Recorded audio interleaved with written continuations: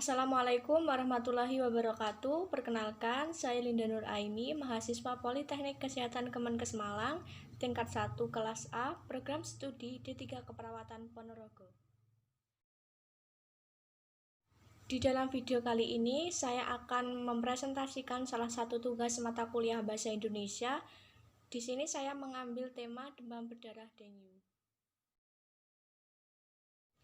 Di sini saya mempunyai beberapa topik pembahasan tentang demam berdarah dengue meliputi pengertian, etiologi, cara penularan, patofisiologi, penegakan diagnosa, kemudian ada penata laksanaan, dan yang terakhir ada cara pencegahan.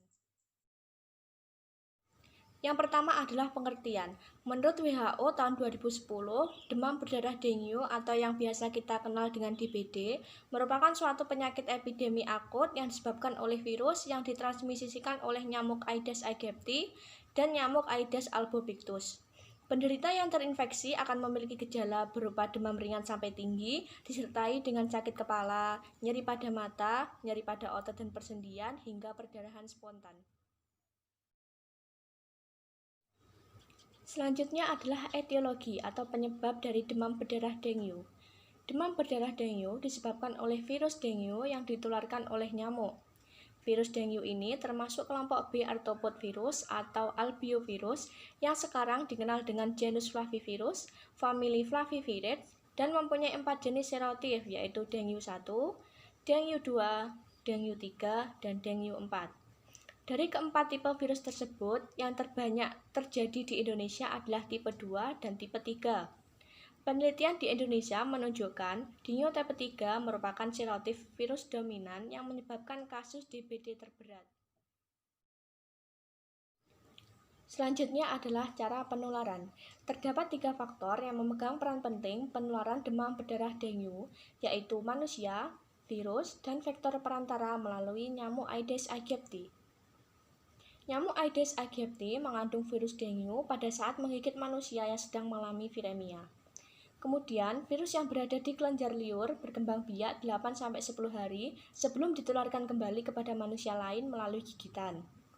Dalam tubuh manusia, setelah digigit, nyamuk yang membawa virus dengue tersebut memerlukan waktu masa tunas 4-6 hari sebelum menimbulkan penyakit.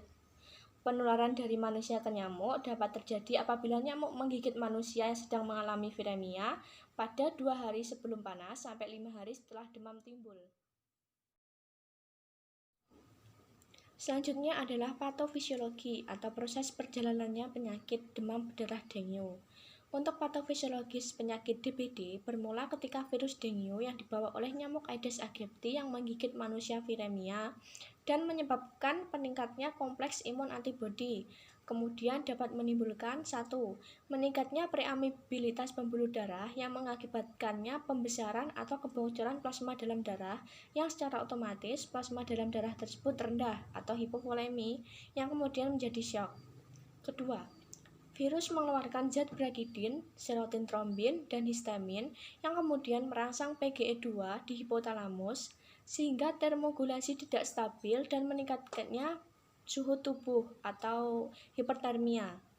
Kemudian yang ketiga, penurunan jumlah trombosit dalam darah yang kemudian menimbulkan gangguan dalam darah atau disebut dengan koagulopati yang menyebabkan perdarahan. Topik pembahasan selanjutnya adalah penegakan diagnosa dari demam berdarah dengue. Menurut Sudarno et.al. tahun 2002, seseorang dapat dikatakan mengalami demam berdarah dengue apabila mengalami kriteria berikut. Yang pertama, dari kriteria klinis ditandai dengan demam tinggi secara mendadak terus-menerus kurang lebih 2-7 hari. Yang kedua, terdapat manifestasi klinis perdarahan seperti torniket positif, petesia, esismosis, purpura, perdarahan pada mukosa, epistaksis, perdarahan pada gusi, dan hematemesis atau melena. Kemudian ketiga, pembesaran pada hati. Keempat, syok yang ditandai dengan nadi lemah dan cepat, frekuensi nadi turun, tekanan darah menurun, kulit dingin terutama pada ujung jari dan ujung hidung, kemudian terdapat sianosis atau kebiruan di sekitar mulut dan gelisah.